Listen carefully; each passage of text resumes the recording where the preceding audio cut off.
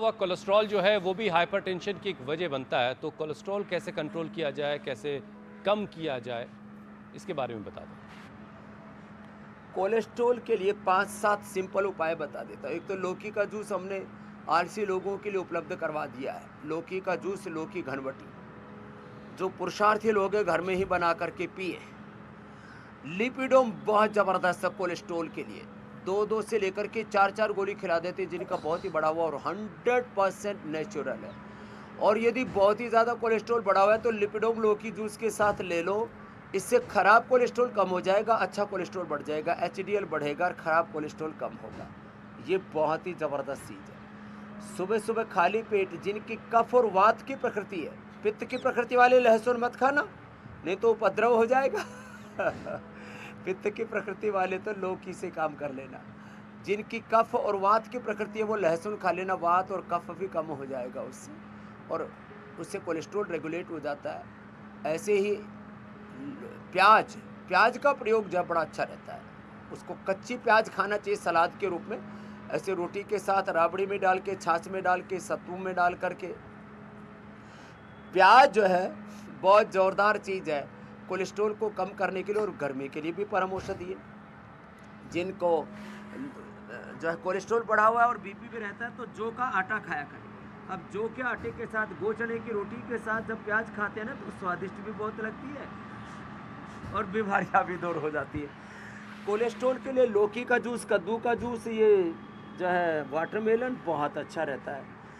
जो अर्जुन की छाल, दालचीनी पीने से भी, गर्म पानी पीने से ही कोलेस्ट्रॉल रेगुलेट हो जाता है। तो इतने उपाय बता दिए, मुझे लगता है आज के बाद किसी का कोलेस्ट्रॉल तो नहीं रहेगा। और योग में योगासनों के साथ प्राणायाम, और योगासन स्वामी जी, प्राणायाम पर हम समन्वित आएंगे, अभ्यास, एक लेकिन दूसरे के प्रति जो हम इसकी synergy है, हाइपरटेंशन की एक बात करें सामंजस्य, स्वामी एक जी, उसके harmony है। अलग अलग इफेक्ट्स की भी हम बात कर लेते हैं। हाइपरटेंशन से हड्डियों को भी खतरा है और हड्डियां वक्त से पहले कमज़ोर हो जाती हैं, ऑस्टियोपोरोसिस की दिक्कत आ जाती है। तो हड्डियों का बीपी से कनेक्शन क्या है और फिर हाइपरटेंशन से हड्डियों को कैसे बचाया जाए, इसके भी उपाय बताएं। तो देखो, एक तो सूक्ष्म व्यायाम जरूर किया करें, ये तो बड़ा अच्छा है। ऐसे ही पैरों को, पंजों को आगे पीछे दबाया, सूक्ष्म व्यायाम और प्राणायाम ये परम औषधि है ब्लड के सर्कुलेशन के लिए, हाई बीपी, लो बीपी से अपने आप को बचाने के लिए। बाकी जिनको हाई बीपी हो जाता है वो मुक्तावटी के साथ साथ, मुक्तावटी तो खाली पेट ले ले, साथ में अश्वगंधा का कैप्सूल ले, तो उसकी हड्डियां बड़ी मजबूत हो जाएंगी। एलोवेरा जूस पी ले, एलोवेरा जूस, गिलोय का जूस, एलोवेरा, गिलोय, निर्गुंडी, पारिजात और सहजरा, इन 5 चीज़ों में से जो भी 1, 2, 3, यदि पाँचों के 5 मिल जाए तो बहुत अच्छी बात है। ये हड्डियों की रिपेयरिंग के लिए, बोन डिजीज को रिवर्स करने के लिए, ऑस्टियोब्लास्ट ओस्टोक्लास्ट के लिए, बोन फॉर्मेशन, बोन रिजॉर्प्शन उसको कहते हैं, उसके लिए ये परम औषधि है। तो जिनको भी हड्डियों की प्रॉब्लम है उनको ये सेवन करना चाहिए। साथ में प्राणायाम, ब्लड सर्कुलेशन जैसे ही ये कम ज़्यादा करता होता है, फ्लैक्चुएट होता है, तो सीधा का सीधा हड्डियों के मेटाबॉलिज्म से लेकर के पूरे ऑर्गन्स के मेटाबॉलिज्म को ख़राब करता है। इसलिए खाली हड्डियों पर ही नहीं, हड्डियों पर, हार्ट पर, ब्रेन पर, नर्वस सिस्टम पर, नस नाड़ियों पर, पूरे के पूरे हमारे 72,72,10,201 नाड़ियों पर इसका बुरा असर होता है। लंबे समय तक बीपी रहे तो किडनी पर भी बुरा असर आता है। इसके लिए मैं गोखरू का पानी भी बताया करता हूँ, रिनोग्रिट बताया करता हूँ। उसका असर हमारी आंखों पर भी आता है, किसी किसी के तो आंखों में खून तक उतर आता है। इसके लिए आंवले का प्रयोग बताया करता हूँ। और जो है लंबे समय तक ब्लड प्रेशर बना रहता है तो हमारी नस नाड़ियाँ अंदर से कमज़ोर पड़ जाती है। अश्वगंधा के साथ साथ फिर न्यूरोग्रिट का भी मैं उपयोग बताता हूँ। फिर दरअसल बीमारियाँ ना शरीर से अंदर को ऐसे खोखला कर देती हैं, दीमक की तरह अंदर से शरीर को खा जाती है, जैसे दीमक लकड़ी को अंदर से खा जाती है। तो ये बीपी, शुगर देखने में छोटी सी बीमारियाँ लगती है, लेकिन अंदर से पूरे शरीर को जर्जरित कर देती है। और हमने ठान रखा है डिजीज़ और डिजीज़ के सारे कॉम्प्लिकेशन से हमें सबको बचाना है।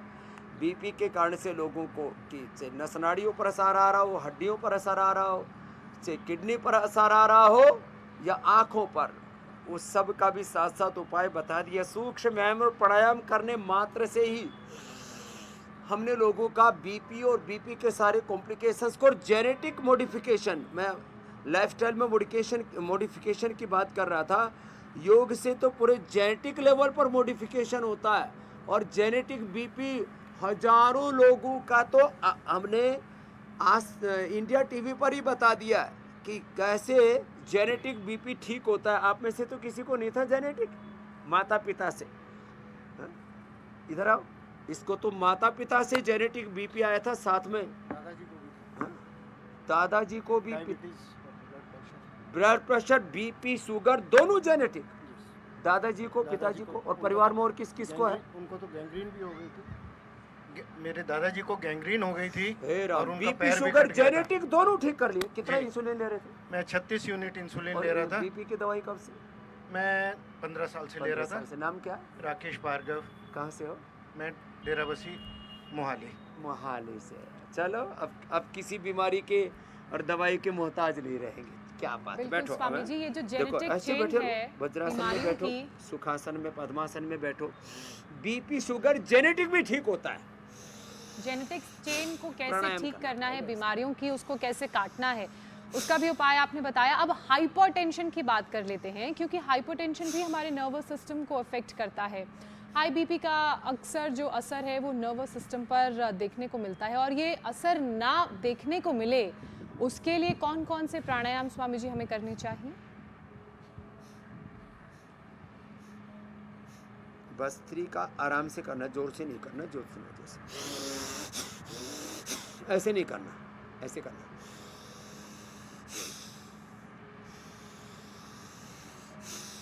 एक रिदम के साथ भस्त्री का, एक रिदम के साथ कपालभाति, अनुलोम विलोम, ये तो करना ही है। अब 3 नए प्राणायाम। एक तो चंद्रभेदी, बाएं से लिया, अंदर थोड़ा सा होल्ड किया और दाएं से छोड़ दिया। बार बार बाएं से लेना। चंद्रभेदी प्राणायाम जिस स्टडी का जिक्र मीनाक्षी जी प्रारंभ में कर रहे थे, आप आराम से लेना। साउंडलेस ब्रीदिंग हो तो और अच्छा है।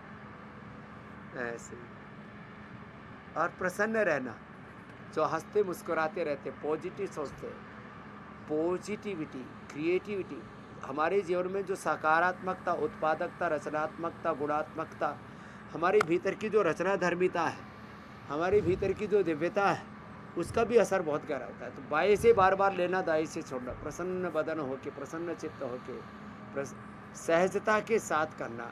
चंद्रभेदी, बाएं से लिया, दाएं से छोड़ते रहे, बाएं से लिया, दाएं से छोड़ते रहे। एक शीतली शीतकारी, ये बड़ी जरूरी है। भ्रामरी उद्गीत तो ज्योत्सना जी, मीनाक्षी जी, आप दोनों ही कर लीजिए। और हमारे हुसैन भाई जो है वो भी अनुलोम विलोम तो करते रहते हैं, लेकिन ये चौकन्ने रहते हैं क्योंकि आगे इनको प्रश्न भी पूछने हैं। तो शीतली शीतकारी हम कर रहे हैं। ये अप्रतिम रामबाण ब्रह्मास्त्र है बीपी के लिए, करते ही ठीक। ये जो थेरापी जो हम बता रहे थे ना आपको, कि आइस मसाज करो स्पाइन के ऊपर, मिट्टी पट्टी रखो पेट के ऊपर और माथे के ऊपर, ये सिरोधारा करो, आम फुटी बात करो, एकदम से जैसे इन थेरापियों का असर होता है, ऐसे शीतली शीतकारी का इंस्टेंट बेनिफिट होता है हाई बीपी में।